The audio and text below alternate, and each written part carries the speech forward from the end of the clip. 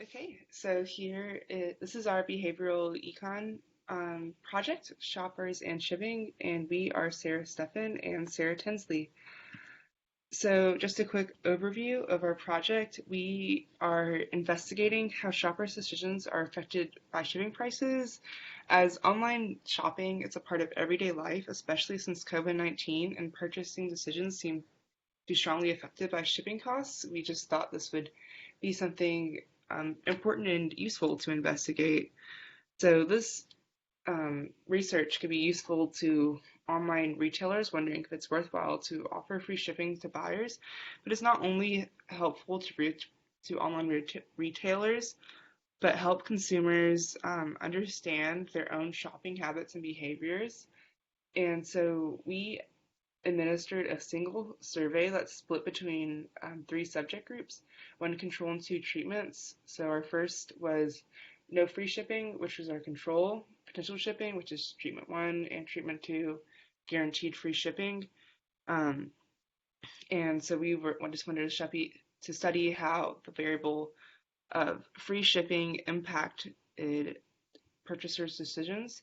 And so, based on a review of existing literature, in addition to our own experience as participants in online shopping, we hypothesize that subjects will be more likely to complete an online shopping transaction if they are able to receive free shipping. And so, a quick overview of the existing literature. So far, quite a bit of research has been done concerning what's called the zero price effect. And that just refers to a phenomenon where the demand for a good, service, or commodity is significantly greater at a price of exactly zero compared to slightly above zero. So that's basically there's this effect on people, on consumers, when we see the buzzword free and something that's zero price. And so we're kind of looking into that, and quite a bit has been done on that by psychologists and economists. However, and there's some research currently being done about shipping and incentives, mainly for commercial customers, so very large, so like business to business type. But there hasn't been as much research done for individual consumer side, and so that's kind of a gap in the literature, which is one of the reasons we kind of found this to be a relevant study. And so one of the most relevant and probably well-known papers is How Small is Zero Price, which is by Ariely and Champagner, and they did several different surveys and tests, experiments in their paper, but basically talking about how zero is a unique number and different way that the zero price effect might be explained, whether that's by social norms or mapping difficulty, and they found that effective evaluations were more relevant. But in general, this idea of a zero price is very rich and complex, and it operates in a large variety of ways, which really depends on the context of that treatment or the context in life. And there are a lot of other possible effects to the zero price effect, which include inferences about quality, changes to signaling, effects on barriers to trial, as well as the ability to create habits. And so that's kind of why it's such a complex domain.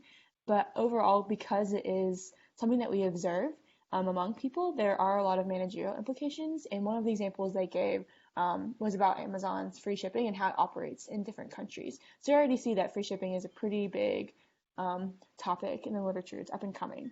And so another study that we looked at was about optimal pricing and order quantity for news vendors, and just again this problem with free shipping. And so we kind of see that businesses are increasingly offering free shipping on large orders, and that even when there's uncertain demand, free shipping can kind of mitigate that risk of uncertain demand and allow the person selling and shipping the good to have higher confirmed purchases. And so we see the evidence that free shipping has a greater impact than a price discount. And through that, they illustrated a survey that Wharton did where free shipping, when offered, which is only about a $7 saving, was more appealing to buyers than a discount that actually cut the price by $10. So it kind of seems like there's this trigger of seeing the word free, again, that zero price effect. And so in general, free shipping is really effective in generating additional sales, which we'll kind of see through the next study, which is not an academic study, but was some industry research done by the National Retail Federation, or the NRF, which was a study for online shoppers that showed a lot of them want free shipping. And this was in 2019, and we actually saw an increase from the previous year in the percentage of consumers who expected free delivery. even on orders under $50. So it's up to 75% in 2019, and probably has increased since COVID. And interestingly, baby boomers actually had demanded free shipping the most, with 88% expecting it, and that was followed by Generation X with 77%, Millennials for 61%, and Generation Z had 76%. And then many consumers are also now considering shipping costs even before getting to the checkout page. So they're looking up that shipping threshold beforehand. And they also want products fast. So we see a lot of, like for example, Amazon, you see, wow, if you do this, you get free 2-day shipping. And so that's become important as they want things immediately. And then on the next slide, a continuation of this study, we see that 70% of consumers who are aware of buying online and picking up in store have tried it. And the top reason of doing so was to avoid paying for shipping. So again, we see this kind of avoidance of that cost and the appeal of something that's free. And so if picking up in store is free, that's a bit attractive. And so even then, with this idea of free shipping, we see other options growing, curbside pickup, picking up, bringing to your trunk, and also purchasing from a locker. So just all of this kind of around free shipping, and some industry research is being done, but there's still room to study more on the academic side. All right, so just about our study. So our experimental design, we administered our survey through Qualtrics and used a convenient sampling method as to acquire subjects. And we posted our survey on our social medias like Instagram, Facebook, and on GroupMe and LinkedIn, and as well as giving it to an econ professor who sent it out to her entry-level econ students. And so our goal was to have 90 people take our survey, so about 30 people per treatment group, because Qualtrics divides people evenly between each treatment. And we actually ended up getting 200 responses, and so we used a between subject design. And so our hypothesis was subjects will be more likely to complete an online shopping transaction if they are able to receive free shipping. And okay, so our treatment groups. So we have our control treatment group with no free shipping available at all, and their only option proceeding if they didn't want to complete the purchase would be no, I would like to add an additional item to my cart. And so then treatment 1, potential free shipping, would be free shipping, so they would be displayed a message saying free shipping is available if you spend an additional $10. So you could, again, instead of confirming your purchase right there, say, no, I would like to add an additional item to my cart to receive free shipping. And then treatment 2 would be guaranteed free shipping, where it just tells them you have qualified for free shipping. You could still, just to keep it like even between all of them, no, I would like to add additional item to my cart. And then after this part of the survey, they would be asked just some questions about their shopping preferences and some demographic questions. And our survey could be easily replicated, so our experiment could be easily replicated by any people who wanted to. And so this is just a quick image of our survey just so you can see what it looks like.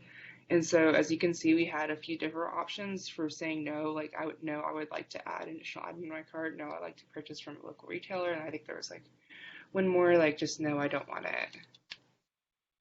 And so our methodology, so just again, our survey flow, you have informed consent, and you can add your items to your cart, shipping, complete your transaction, shopping preference questions, and demographic questions. And so for this experiment, our independent variable is different free shipping options. Dependent variable was participants' decision to complete the transaction. And so our main limitation was that our survey was just purely hypothetical, not an actual online shopping platform, so no real money was at stake, which can limit people's just like how they would really react in a situation. And so no risks were involved with taking the survey. Great. So after we had the survey open for a couple of weeks, we closed it and then we started looking at the results. So we downloaded the data from Qualtrics, which downloads as a single workbook, and so it had all of the so it randomly assigned participants to different treatment groups. And so we sorted through that. And we also did some data cleaning based on what's required for the Institutional Review Board at Georgia Tech, which includes the fact that we had to confirm that everyone gave informed consent, and we also had to confirm that people were over the age of 18, and also that they were located in the U.S. when taking the survey. So we filtered out anything that did not comply with that, and also filtered out any incomplete responses. And then at that point, we started looking at the actual, I guess we'd say the data, like the results, the questions that we're talking about, confirmed purchases by participants, and then also their shopping preferences. And so just a note at how we compile the data to say what is a confirmed purchase, because based on what Sara talked about with the methodology and the setup of our survey, people had basically 2 chances to confirm their purchase, no matter which treatment group they were in. So for each one, we went through and categorized yes or no as purchasing, and kind of made the binary variable since there are multiple options to say no, and then we tallied how many times in general from each group overall a respondent said yes, and that was what we looked at. And so from that, we performed t-tests and ANOVA tests in Excel to compare across groups. So t-tests, we individually compared each group and actually found that the differences between each group was insignificant. And so we did one-tailed t-test since we were predicting that the treatment groups would have higher confirmed purchases than the control group, and then we also did unequal variances for 2 sample since each of the treatment groups had fairly different variances. And then so that was from the t-test, but then also we performed the ANOVA test just to be sure, which compares all 3 of the groups at a single time. And again, we see that we have a high p-value or alpha value, and again, the F statistic as well is also not above that critical threshold. And so both tests show an insignificant difference between our control and treatment groups. With that being said, we still kind of looked at a graph that said how many confirmed purchases did each group make. And despite the fact that the difference was not statistically significant, we do see there is kind of a trend or difference. We see that for the control group, about a little over 50%, so like 38 out of 60 responses ended up confirming their purchase when they didn't have any option for free shipping. However, when they had treatment 1, where they had the potential to get free shipping if they added an item, it was about 41 out of 60. And then when they had guaranteed free shipping, which was for treatment 2, you have even more, which is about 44 out of 60. So that kind of lends it, even though we didn't see a statistically significant difference between groups, perhaps we could improve the survey, improve the study, and continue to research this area. And so some other interesting results based on the preferences section, or the shopping preferences section from our survey. We asked, based on the NRF study, which is looking at when customers expect retailers to provide free shipping, we asked the same question. And we found that it's mainly above a certain price point, but interestingly, we noticed that barely anyone never expects it. So it's definitely become an expectation, and expectations have a huge impact on people's decisions, as we studied in this class. And so from that, the majority of the people expect at least some point. Several actually expect all the time, with that being the second highest. So that's something that businesses should certainly consider when crafting how they price their products and provide delivery. And in the next question, we asked about what were the respondents' first choice for a shopping experience, and we basically see that the majority of consumers prefer to either do their full shopping experience, shopping and buying, either in-store or online. There wasn't as much of a preference for buying online and then either picking it up or going to a locker, having it delivered to your car. People really like that convenience of, if they're already there, purchase it, or if they're already at home, stay at home and have it delivered. And so there might have to be other incentives for people to do some of those intermediary type deliveries.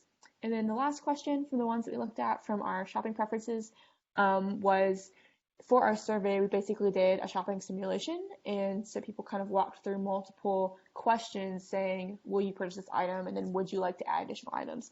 And then so we just simplified that into a single question to say, if you're buying a $40 product online and you're given the option to pay for shipping or add additional items to qualify, what would you do? And we asked this because sometimes people in their actions, they don't always correspond to what they would choose to do if like they were just given a question. And so we kind of see some disconnect. But actually here there is kind of maybe a connection because we do see that the number one choice was that they would spend the $10 on additional items to get the free shipping, which kind of goes with the trend that we saw for each the control and the treatment one, treatment two, that increase in confirmed purchase. Um, but overall, we kind of see that people do would prefer to actually spend more on shipping, even if shipping is less than adding other items, which also confirms some of the studies that were done in the academic literature review. And so, despite that, because our results were statistically insignificant, we do see some ways to potentially improve our study for future studies. And so, Sarah will talk about that.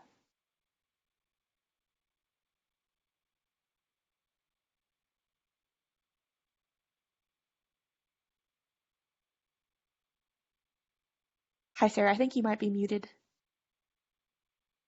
Sorry. So just the setup of our survey just made it really difficult to just just made it difficult to run our t-tests in our ANOVA just to do our analysis. So I feel like we could improve that. And we had a convenient sample rather than a simple random sample, and that just could have limited our data just to have like a wider range of people.